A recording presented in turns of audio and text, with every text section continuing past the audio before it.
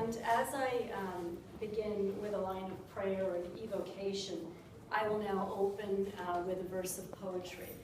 And this is a verse called Reciprocity. So I throw a rock into the sea, and I watch it skip only once, radiating sudden circular lines outwards, like the sun that tenderly plays diamond light on the water's surface, which quickly disappears back into smoothness, undisturbed. And I imagine that rock sinking slowly into the mysterious depths, traveling far down and down through the salt, the seaweed, the sludge, landing swiftly on the floor. Somewhere in that murkiness, an old fish awakens in an alcove, opening her heavy eyelids, moving her tail ever so slightly, moving the sea again. And so it is really with this poetic vision that I embarked on this research, where I discovered poetry to be a great source of reciprocal love.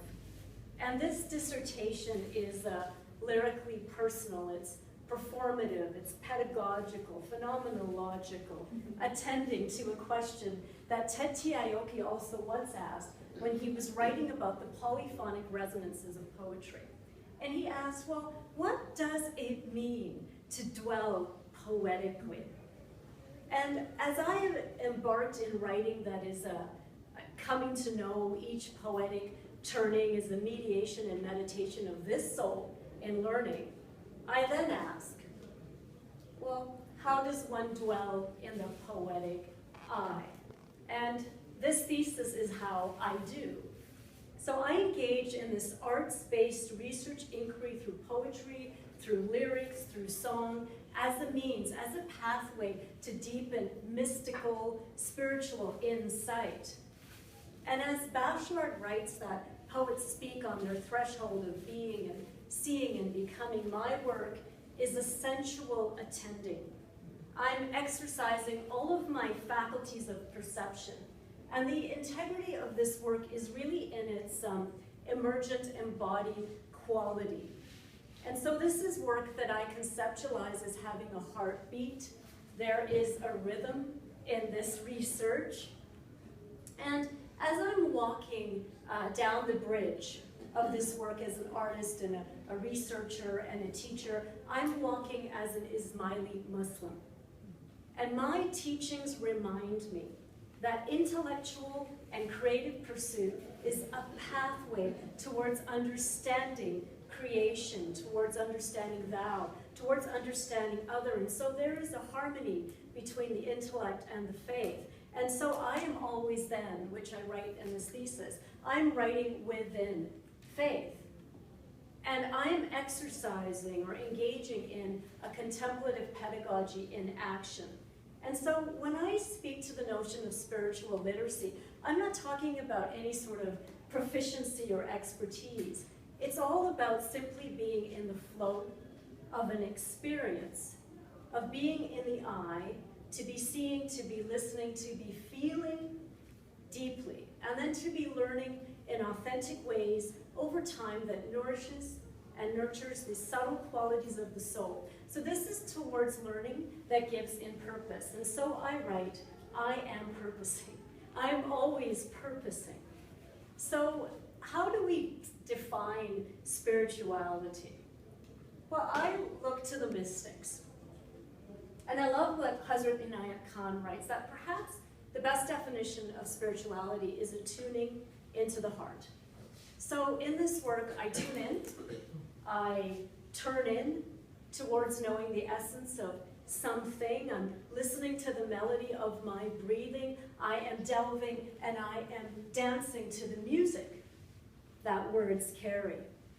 And I am informed by poetry as a theoria, an insight gained through contemplative consciousness. I resonate deeply with the notions of poetry, a way to be and become in the world. And so this way of becoming is very synergistic to my notions of researching, and a search can take many forms. Now Jalaluddin Rumi writes, that there are hundreds of ways of kneeling and kissing the ground, so this is my way. And then Denson writes of methodology that it can be a personal odyssey. So what I've proposed in this work is autobiography. So my autobiographical writing is a raw and honest chronicling of a life. I conceptualize each line as moving closer to the heart of self. It brings me into authentic and veritable ways of being in life and being in this search, this research. So this is research that is revelatory. And I am always writing into the light of something, of knowing. And so as an arts-based researcher, I really look to the power of the metaphor that allows me to move through this quest. So I've got two metaphors that I'll quickly speak about. And I found that metaphors gave me momentum, they gave me meaning, they gave me motivation, and somehow also a muse. So whirling as my inquiry. I conceptualize this, a hand to the heavens and the other to the earth. This work is deepening awareness into the lived experience and aim of my poetic whirling. And so the dervish is in the flow of a spiritual experiencing. Let it in, let it go, let it in, let it go. I'm always reminded just to let it go. And so this represents this cross that I see myself in, this cross of horizontal material, vertical spiritual. This is where I aspire to live and where I write and where I teach. And so the Sufi spin, yearning to fill the heart with love. I cannot spin, I am clumsy. But I write poetry to stir the heart within. I write poetry to spin into a wider epistemological embrace towards acknowledging spiritual sources and ways of knowing. And Lakhani writes that the greatest eloquence of a poem is in its ability to transcend itself. And so this is my next metaphor. I take Deleuze and Guattari and I turn it on its head. So the theoretical underpinning of orthography, that underground horizontal root system. And I turn it on its head and enter. It allows me to enter the sky of inquiry, to enter verticality. I write into points of light that become luminous and lucent stars and provide navigation. Now, I only know light because I know dark. I'm a cartographer. I'm mapping my own passage through time, through space. I'm moving with reflection and reflexivity, conviction and trust. This is my hope. And I'm moving in the sky. So I will take a little poetic interlude and read a poem now. I'm sure we need some poetry. And I present this poem, it's called Night Flight, and I actually presented it at my first CSSC conference. I was very nervous, I guess back in St. Catharines, 2012. But the reason that I bring it in, because this is the first time I had this poetic vision, and I was on a plane going to my sister's wedding in Paris, and something quite magical happened, and it's amazing now to just bring it back again. Night, flight. The plane pushes into the nebulous night.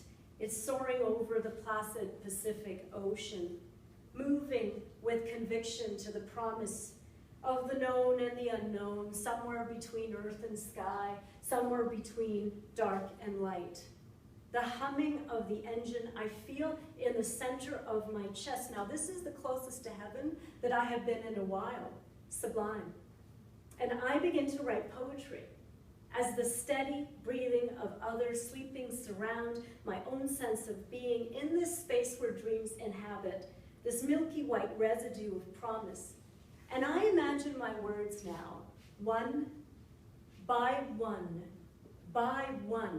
dropping into the ocean below, foaming into the frothy crest of the waves, lingering there for a moment before riding the rhythm of the tide onto the shores of my own mind. Now one more small pearl of knowing into this great illimitable abyss. So this work represents an educational vision that embraces imagination, intuition, intention, and it's an inclusive vision. I believe that a poetic vision in education is a pluralistic one. And Gotz writes that spirituality is one of the most important qualities that a teacher can develop. And this is to recognize then that all human beings have a higher level of capability and consciousness, and then creativity. And contemplation being a portal for creativity. And this is towards the greatness of the human spirit. So what I refer to is not only awakening, but a reawakening. How do we create more places and spaces in our curriculum for a purposeful slowing down? How do we set people alight? And now my hope for this work, for this research, is that it can be of some sort of service. As an Ismaili Muslim scholar, I must enhance the world in which I live in ethical ways. And I believe now that perhaps poetry can be of service.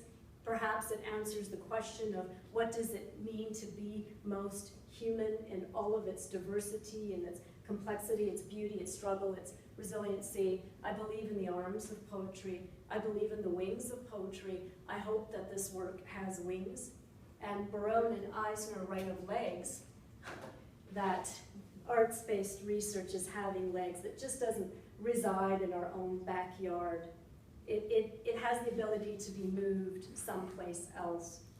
So I have imaginatively traveled through the terrains of space and time with the hope of reaching outwards to others who may journey within this work as well. And so I talk of wings and I talk of legs, and now I'll end with my final poem, which is really about the heart. So there's really one piece, and this is actually a newer piece that I wrote post-thesis. It took me a while. And I believe that this piece really holds and embraces all the elements of my work and what the intentions are. Not a thesis of light, a seeker of light, wanting to get closer to the source of light. I'll culminate into this final poem. And this is called Walking Alongside. And I've been walking alongside words all of my life, and I'm always in sheer amazement of what is revealed to me. And in the end, my prayer is just for vision. So this is called Walking Alongside. And okay, we're good timing. Okay. I am walking ambleside alongside my mother on a slightly winding paved pathway hugging the rugged shoreline where remnants of a recent storm remain. In ragged broken branches and weathered beaten logs, severed by strength to be built back by the strength, here the Capilano River meets Burrard Inlet, eventually to flow into the far Pacific Ocean, which is peacefully placid on the spring day in May until a bevy of boisterous birds seem to welcome our presence, entering from the distant sky, splashed with yellow flints of light that shimmer on the blue where the birds sit steadily, momentarily breathing on the waters, to then shape into a pattern which we follow into specks towards the sun. And lifted eyes can see the stoic mountain ranges, peeking on this familiar path of footsteps taken before, again and again, saying hello to the occasional passerby. I feel alive here, she says, and so do I. And something here is light and warm, and something is also heavy, hanging in the air, like the slight chill of the whirling winds as we mold into the landscape with the history of our love between us.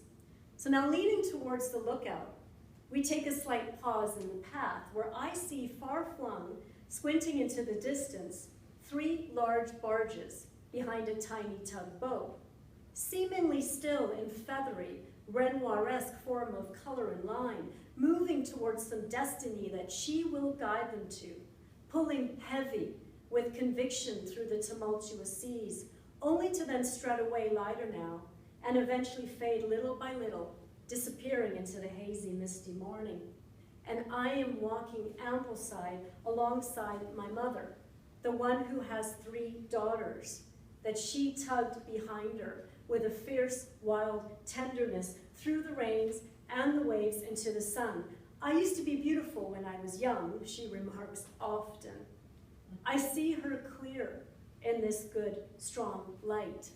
Deepened lines on the soft flesh, imprinting traces of time and of pain, but the eyes still gentle, reflecting my own gaze, where I look momentarily past her to see a lone, white bird sitting stoically on the rock, resolute to looking out, but I want to see her wide wings moving against the wind, striding higher and higher. And in the dirt, a tulip is blooming. In blood orange and canary yellow, we stop to notice its pronounced petals reaching up, like my baby arms to her in that new house in a foreign place with the faded yellow curtains where we shared that pain of newness. I somehow feel her soft breath on my little face, tender butterfly kisses on my cheek. Now a petal falls gracefully around the green, and I imagine the rest will follow eventually one by one. To wither back into the dirt from where it once rose, I hope it blooms again with perennial promise, but does it ever come back the same? And I am walking a little behind my mother now, who tugs me gently to walk home with her, and I fall back to see the familiar form imprinted in my mind. It's slower but strong. And for a moment, the sun becomes so bright and golden. It illuminates her body with light.